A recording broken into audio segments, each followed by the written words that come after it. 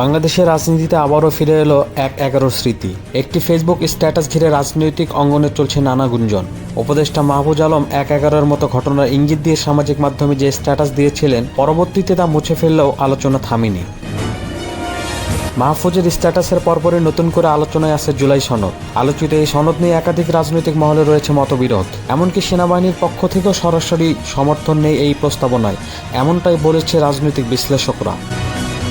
জাতীয় ঐক্যমত্য কমিশনের অধীনে প্রস্তাবিত জুলাই সনদে রয়েছে রাজনৈতিক সংস্কার, নির্বাচন পদ্ধতির পরিবর্তন সহ মোট ১৯টি দফা। তবে সূত্র বলছে, বিএনপি এতে মোট নোট অফ ডিসেন্ট দিয়েছেন অন্তত ৭টি বিষয়ে।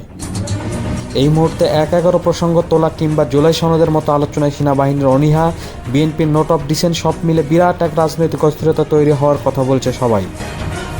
Desk report, বিবাংলা.net।